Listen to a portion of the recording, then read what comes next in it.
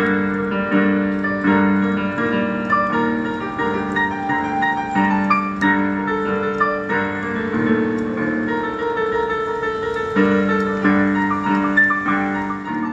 കൂട്ടുകാർക്കും പുതിയൊരു എപ്പിസോഡിലേക്ക് സ്വാഗതം. കഴിഞ്ഞൊരു ക്ലാസ്സിൽ നമ്മൾ പിയാനോന്റെ കീസൊക്കെ നമ്മൾ പരിചയപ്പെട്ടു, എങ്ങനെയാണ് ഒക്ടേവ് കണ്ടുപിടിക്കുന്നതെന്ന് പരിചയപ്പെട്ടു. കഴിഞ്ഞ ക്ലാസ്സിൽ ഞാൻ നിങ്ങളോട് പറഞ്ഞായിരുന്നു. ഈ ഒരു ക്ലാസ്സിൽ നിങ്ങൾക്ക് പിയാനോന്റെ നോട്ട്സ് എങ്ങനെയാണെന്ന് വെച്ച് കഴിഞ്ഞാൽ നമ്മളൊരു ചാർട്ട് ഷീറ്റ് എടുത്ത് നോക്കിക്കഴിഞ്ഞാൽ നമുക്കത് നോക്കി വായിക്കാൻ പറ്റണം. നമുക്ക് പിയാനോയിൻ്റെ അകത്ത് ഇപ്പോൾ നമ്മൾ പറയുകയാണെങ്കിൽ ലെഫ്റ്റും റൈറ്റും നമ്മൾ ഒരേ സമയം നമ്മൾ വായിക്കുന്നുണ്ട്. അത് വേറെ വേറെ നോട്ട്സാണ് നമ്മൾ വായിക്കുന്നത്. അപ്പോൾ എങ്ങനെയാണ് നമുക്ക് ഈ നോട്ട്സ് നോക്കി മനസ്സിലാക്കാൻ പറ്റുക? അതാണ് ഇന്നത്തെ ക്ലാസ്സിൽ നിങ്ങൾക്ക് ഞാൻ പറഞ്ഞു തരാൻ വേണ്ടി ഉദ്ദേശിക്കുന്നത്. ഏറ്റവും ബേസിൽ ഏറ്റവും സിംപ്ലസ്റ്റ് ആയിട്ടുള്ള ലെവലിലാണ് നിങ്ങൾക്ക് ഞാൻ പറഞ്ഞു തരുന്നത്.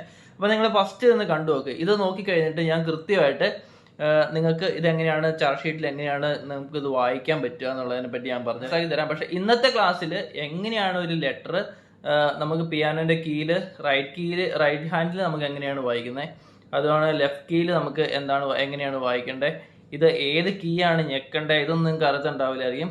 അറിയുന്ന ആൾക്കാരും ഉണ്ടാവും, എന്നാൽ അറിയാത്ത ആൾക്കാർക്ക് വേണ്ടിയിട്ടാണ് ഞാൻ ഇത് ഡെമോൺസ്ട്രേറ്റ് ചെയ്ത് കാണിച്ചു തരുന്നത്. അപ്പോൾ ഒന്ന് കണ്ടു നോക്കുക. അപ്പം മിഡിൽ സി വെച്ചിട്ടാണ് നമ്മൾ പിയാനോയിലെ എല്ലാ കാര്യങ്ങളും നമ്മൾ നോക്കുന്നത്. എന്ന് വെച്ച് കഴിഞ്ഞാൽ മിഡിൽ സീൻ്റെ ലെഫ്റ്റ് സൈഡിലേക്കുള്ള പോർഷൻ നമ്മൾ ലെഫ്റ്റ് ഹാൻഡും കൊണ്ടും അതുപോലെ റൈറ്റ് സൈഡിലേക്കുള്ള പോർഷൻ നമ്മൾ റൈറ്റ് ഹാൻഡും കൊണ്ടുമാണ് വായിക്കുന്നത്. എന്ന് വെച്ചിട്ടുണ്ടെങ്കിൽ രണ്ട് സൈഡായിട്ട് നമ്മൾ ഡിവൈഡ് ചെയ്യുക. അപ്പോൾ നമ്മൾ ഈ ലെഫ്റ്റ് സൈഡിലേക്ക് വായിക്കുന്ന പോർഷൻ്റെ അകത്ത് നമ്മൾ യൂസ് ചെയ്യുന്നത് ബേസ് ക്ലഫ്, എഫ് ക്ലഫ് എന്ന് പറയും. ഇപ്പം നിങ്ങൾക്ക് ഇവിടെ കാണിച്ചാൽ ഞാൻ സിമ്പിൾ ഇവിടെ കാണിക്കുന്നുണ്ട്. ഇതാണ് ബേസ് ക്ലഫ് ആയിട്ട് നമ്മൾ യൂസ് ചെയ്യുന്നത്. അതുപോലെ തന്നെ റൈറ്റ് സൈഡിലേക്ക് നമ്മൾ യൂസ് ചെയ്യുന്ന ട്രിപ്പിൾ ക്ലഫ് എന്ന് പറയും, ജി ക്ലഫ് എന്നും പറയും. ഇത് എന്തുകൊണ്ടാണ് ജി ക്ലഫും എഫ് ക്ലഫ് എന്ന് പറയുന്നതെന്നുള്ളതിൻ്റെ കാരണം ഞാൻ നിങ്ങൾക്ക് ഇപ്പം ഇച്ചിരി കഴിയുമ്പോൾ പറഞ്ഞുതരാം. അത് ഇതിൻ്റെ അകത്ത് തന്നെ വരുന്നുണ്ട്. അപ്പോൾ എന്താണെങ്കിലും ഈ രണ്ട് പോർഷനായിട്ട് നമ്മൾ ഇതിനകത്ത് സെപ്പറേറ്റ് ചെയ്യുകയാണ് പിയാനോയിൽ. എന്ന് വെച്ചിട്ടുണ്ടെങ്കിൽ ലെഫ്റ്റ് സൈഡിലേക്ക് മിഡിൽ സീൻ്റെ ലെഫ്റ്റ് സൈഡിലേക്ക് പോകുന്നതിന് ബേസ് ക്ലഫും അതുപോലെ തന്നെ റൈറ്റ് സൈഡിലേക്ക് പോകുന്നതിന് ട്രിപ്പിൾ ക്ലഫ് എന്നാണ് നമ്മൾ പറയുന്നത്. റൈറ്റ് സൈഡ് ജിയും ബേസ് എഫ് ക്ലഫും. അപ്പം ഇതിൻ്റെ അകത്ത് വെച്ചിട്ടാണ് നമ്മൾ ഫുൾ കാര്യങ്ങൾ നോക്കുന്നത്. അപ്പോൾ ഇത് എങ്ങനെയാണ് നമ്മൾ ഇതിൻ്റെ അകത്ത് വരുന്നത് ഞാൻ ഇന്ന് ഒരു പേപ്പറിൽ നിങ്ങൾക്ക് കൃത്യമായിട്ട് റെപ്രസെൻറ്റ് ചെയ്ത് കാണിച്ചു തരാം. അതിനുശേഷം കൃത്യമായിട്ടുള്ള നോട്ട്സിലേക്ക് നമുക്ക് കിടക്കാം കേട്ടോ. അപ്പോൾ ഒന്ന് കണ്ടു നോക്കാം. ഫ്രണ്ട്സ്, നിങ്ങൾക്കിപ്പോൾ ഇവിടെ കാണാൻ പറ്റും, കുറച്ച് ലൈൻസ് ഇവിടെ കാണാൻ പറ്റും. എന്ന് വെച്ച് കഴിഞ്ഞാൽ ഇവിടെ 5 മെയിൻ ആയിട്ടുള്ള ലൈൻ 1 2 3 4 5 ഉണ്ട്. അതുപോലെ ഇവിടെ കുറച്ച് ഡോട്ടഡ് ആയിട്ടുള്ള ലൈൻ ഇട്ടിട്ടുണ്ട്. അതുപോലെ ഇവിടെയും 5 ലൈൻസ് ഉണ്ട്. ഇപ്പോൾ കൗണ്ട് ചെയ്യുകയാണെങ്കിൽ 1 2 3 4 5 ലൈൻസ് കാണാം. ഇവിടെ ഇപ്പോൾ നമുക്ക് ഈ ഒരു ഡിസൈൻ കാണാം. ഇതാണ് ട്രിപ്പിൾ ക്ലഫിൻ്റെ ഡിസൈൻ നിങ്ങൾ നോക്കണ്ട, കാരണം എൻ്റെ ഡ്രോയിങ് അത്രയ്ക്ക് വലിയ മെച്ചമല്ലെങ്കിലും എന്നെ കൊണ്ട് പറ്റുന്ന ലെവലിൽ ഞാൻ ഈ ഡിസൈൻ ഇവിടെ വരച്ചിട്ടുണ്ട്. അതുപോലെ ഇതാണ് ബേസ് ക്ലഫിൻ്റെ ഡിസൈൻ. അപ്പം ഇത് ട്രിപ്പിൾ ക്ലഫ് എന്ന് വെച്ച് കഴിഞ്ഞാൽ റൈറ്റ് ഹാൻഡും കൊണ്ട് നമ്മൾ വായിക്കേണ്ട പോർഷനാണ് ഈ കാണുന്നത്. അപ്പോൾ ഈ ഒരു ഡിസൈൻ ഇത് കണ്ടു കഴിഞ്ഞാൽ അപ്പോൾ തന്നെ നമ്മൾ ഓർക്കണം ഇത് റൈറ്റ് ഹാൻഡും കൊണ്ട് വായിക്കേണ്ട പോർഷനാണ്. ഇത് കണ്ടു കഴിഞ്ഞാൽ നമ്മൾ അപ്പോൾ തന്നെ ഓർക്കണം ഇത് ലെഫ്റ്റ് ഹാൻഡ് കൊണ്ട് വായിക്കേണ്ട പോർഷനാണ്. അപ്പോൾ നമുക്കത് മനസ്സിലാക്കാൻ വേണ്ടി ഞാനിവിടെ റൈറ്റ് ഹാൻഡ് എന്ന് എഴുതി വെച്ചിട്ടുണ്ട്. RH എന്ന് ഇട്ടാക്കാം, ഇവിടെ നമുക്ക് LH എന്ന് ഇട്ടാക്കാം. ഇത് മനസ്സിലാക്കാൻ വേണ്ടിയാണ്. ഇത് റൈറ്റ് ഹാൻഡ് കൊണ്ട് വായിക്കേണ്ട പോർഷനും അതുപോലെ ഇത് ലെഫ്റ്റ് ഹാൻഡ് കൊണ്ട് വായിക്കേണ്ട പോർഷനും. ഓക്കെ, ഇനിയിപ്പോൾ നമ്മൾ ചെയ്യാൻ പോകുന്നത് എന്താണെന്ന് വെച്ച് കഴിഞ്ഞാൽ ഫസ്റ്റ് തന്നെ നമുക്ക് മിഡിൽ സി എങ്ങനെ നമുക്ക് ഇതിനകത്ത് റെപ്രസെൻറ്റ് ചെയ്യാം അതാണ് നമ്മളിവിടെ കാണിക്കാൻ പോകുന്നത്. ഇപ്പോൾ ഇവിടുത്തെ ഈ ഡോട്ട് കണ്ടില്ലേ, ഈ ഒരു ഡോട്ട് നമ്മൾ ഇമാജിനറി ലൈനാണ്. എന്ന് വെച്ച് കഴിഞ്ഞാൽ നമുക്ക് ഈ ഒരു ഡോട്ടാണ് മിഡിൽ സി ആയിട്ട് നമ്മൾ എടുക്കുന്നത്. ഈ ഒരു ഡോട്ട് നമ്മൾ സാധാരണ ഇതിനകത്ത് കാണാറുണ്ടാവില്ല. അപ്പോൾ ഈ ഒരു പോർഷനിൽ നമ്മളിപ്പോൾ ഇവിടെ ഒരു ഡോട്ട് ഇട്ടു എന്ന് ഓർത്തോ. എന്ന് വെച്ച് കഴിഞ്ഞാൽ ഇവിടെ നമ്മളൊരു കുത്തിട്ട് കഴിഞ്ഞാൽ ഇതാണ് സി. നമ്മുടെ പിയാനോയിലെ മിഡിൽ സി ആണ് ഈ ഒരു പോർഷനിൽ കാണുന്നത്. ഇനിയിപ്പോൾ നമ്മൾ ഈ ഒരു പോർഷൻ വെച്ചിട്ടാണ് ബാക്കി എല്ലാ കാര്യങ്ങളും നമ്മൾ നോക്കാൻ പോകുന്നത്. ഇപ്പോൾ നമ്മൾ കീബോർഡിലേക്ക് നോക്കുകയാണെങ്കിൽ ഇപ്പോൾ നമ്മൾ ഇത് മിഡിൽ സി ആക്കി എടുക്കുകയാണെങ്കിൽ ഈ ഒരു മിഡിൽ സി ആണ് ഞാൻ ഇവിടെ റെപ്രസെൻറ്റ് ചെയ്താക്കുന്ന ഈ ഒരു ഡോട്ട്. നിങ്ങൾക്കിപ്പോൾ ഇവിടെ കാണാൻ പറ്റുമെന്ന് വിചാരിക്കുന്നു. ഈ ഒരു ഡോട്ട് മിഡിൽ സി ആക്കി എടുക്കുകയാണെങ്കിൽ ഇത് മിഡിൽ സി. ഇനി ബാക്കി പോകുന്ന പോർഷൻ എങ്ങനെയാണെന്ന് വെച്ച് കഴിഞ്ഞാൽ ഇവിടുന്ന് നമ്മൾ റൈറ്റ് ഹാൻഡ് ലെഫ്റ്റ് ഹാൻഡ് നമ്മൾ സെപ്പറേറ്റ് ചെയ്യുവാണ്. ഈ ഒരു ഡോട്ടിൻ്റെ അപ്പർ പോർഷനിലേക്ക് പോകുന്നതാണ് മിഡിൽ സീൻ്റെ അപ്പർ പോർഷൻ എന്ന് വെച്ചാൽ റൈറ്റ് ഹാൻഡ് പോർഷൻ. അപ്പോൾ നമ്മളിവിടെ മിഡിൽ സി ആയിട്ട് നമ്മൾ ഇത് എടുത്തു നിർത്തോ.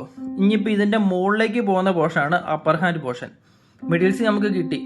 ഇനി ഇതിൻ്റെ മുകളിലേക്കുള്ള പോർഷനാണ് റൈറ്റ് ഹാൻഡ് കൊണ്ട് പോകേണ്ടത്. ട്രിപ്പിൾ ക്ലഫിൻ്റെ പോർഷൻ വരുന്നത് റൈറ്റ് ഹാൻഡ് പോർഷൻ. ഇതിൻ്റെ ഇങ്ങോട്ട് പോരുന്ന പോർഷനാണ്, ബാക്ക് സൈഡിലേക്ക് പോരുന്ന പോർഷനാണ് ഇതിൻ്റെ ഡൗൺവേർഡ് പോർഷൻ. എന്ന് വെച്ച് കഴിഞ്ഞാൽ ഇപ്പം നിങ്ങൾക്ക് ഏകദേശം ഒരു ഐഡിയ കിട്ടുകയാണ് നമ്മൾ എങ്ങനെയാണ് ഇതിനകത്ത് റെപ്രസെൻറ്റ് ചെയ്തതെന്ന് വെച്ച് കഴിഞ്ഞാൽ റൈറ്റ് ഹാൻഡ് നമ്മൾ മുകളിലേക്കും ലെഫ്റ്റ് ഹാൻഡ് താഴത്തേക്കും. ഇതിനകത്ത് ഡൗട്ടൊക്കെ വരുവാണെങ്കിൽ നിങ്ങൾ കമൻറ്റ് ബോക്സിൽ നിങ്ങൾ ചോദിക്കണം. അപ്പോൾ ഞാൻ കൃത്യമായിട്ട് പറഞ്ഞു, കഴിഞ്ഞ ക്ലാസ്സിൽ ഡൗട്ടായിട്ട് ഒരാൾ ചോദിച്ചതാണ് എനിക്കിത് പറഞ്ഞു തരുമെന്ന്. അതുകൊണ്ടാണ് ഞാൻ ഈ ക്ലാസ്സിൽ കൃത്യമായിട്ട് ഇത് മാർക്ക് ചെയ്യുന്നത്. അപ്പം ഈ ഒരു ഡോട്ട് നമ്മൾ മാർക്ക് ചെയ്തു. ഇനിയിപ്പം ഇതിൻ്റെ മുകളിലേക്ക് നമ്മൾ എങ്ങനെയാണ് നമുക്ക് ബാക്കി ലെറ്റേഴ്സ് നമ്മൾ ഐഡൻറ്റിഫൈ ചെയ്യുന്നതാണ് ഇപ്പോൾ കാണിച്ചു തരുന്നത്. ഇപ്പോൾ ഇമാജിനറി ലൈനാണിത്. അപ്പോൾ ഇതിൻ്റെ മുകളിലേക്ക് 5 ലൈൻസ് ഉണ്ടാവും.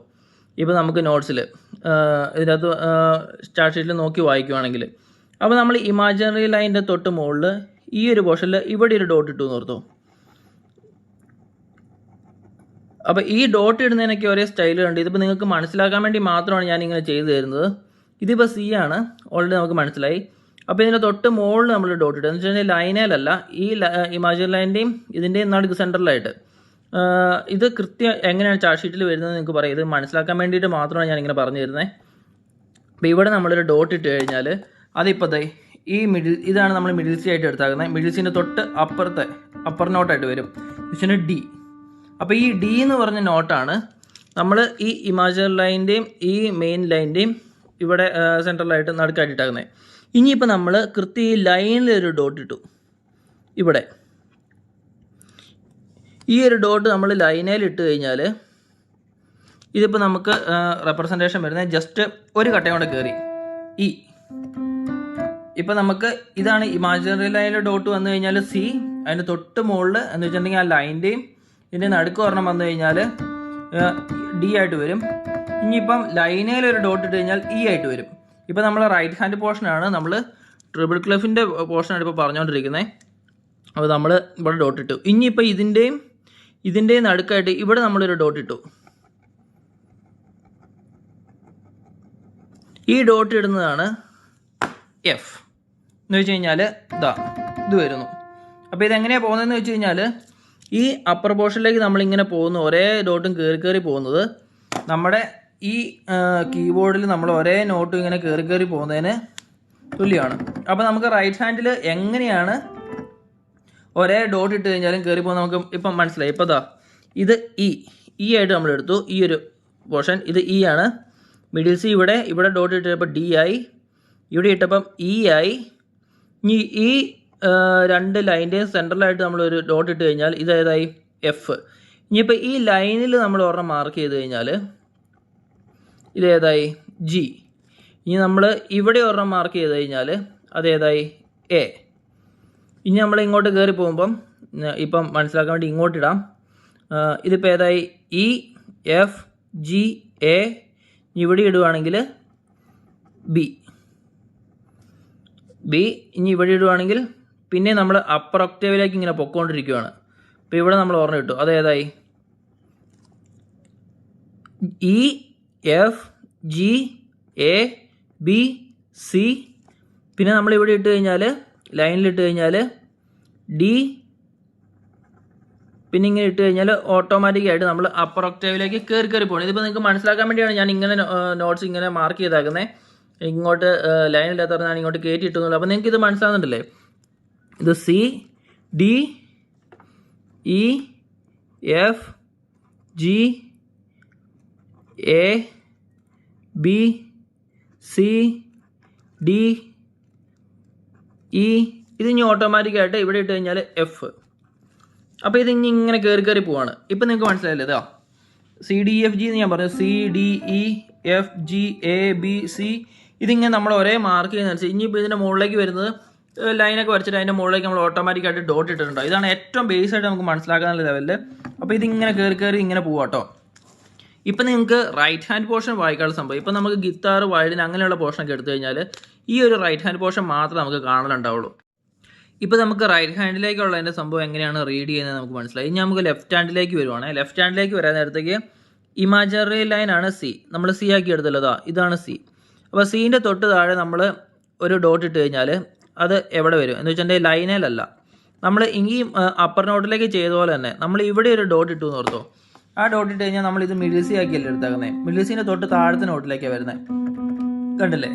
അപ്പോൾ നമ്മൾ ഈ നോട്ട് ഇപ്പോൾ ഏതായി ബി. അപ്പോൾ ഇത് നിങ്ങൾക്ക് മനസ്സിലായിട്ടില്ലെങ്കിൽ എങ്ങനെയാണ് ഞാൻ ഈ സി ഡി എഫ് ജി എന്ന് പറഞ്ഞാൽ മനസ്സിലായിട്ടില്ലെങ്കിൽ നിങ്ങൾ കഴിഞ്ഞ ഒരു എപ്പിസോഡ് നിങ്ങൾ കണ്ടു നോക്കണം. കൃത്യമായിട്ട് ഞാൻ പറഞ്ഞിട്ടുണ്ട്. ഞാൻ എൻ്റെ ലിങ്ക് ഇവിടെ കൊടുക്കാം, നിങ്ങൾക്ക് അത് കൃത്യമായിട്ട് മനസ്സിലാവും. അപ്പോൾ ഇത് ബി ആയി. അപ്പോൾ ഇത് കണ്ടില്ലേ? ഇപ്പോൾ നമ്മൾ ഈ ലൈൻ്റെ ഇവിടെ 5 ലൈനുണ്ട് ബേസ് ക്ലഫിൽ. അപ്പോൾ നമ്മളിവിടെ ഇട്ടപ്പോൾ അത് ബി ആയി. ഇനി നമ്മൾ ഇവിടെ ഒരെണ്ണം മാർക്ക് ചെയ്ത് കഴിഞ്ഞാൽ, ലൈനയിൽ ഒരെണ്ണം മാർക്ക് ചെയ്ത് കഴിഞ്ഞാൽ അപ്പോൾ ഏതായി?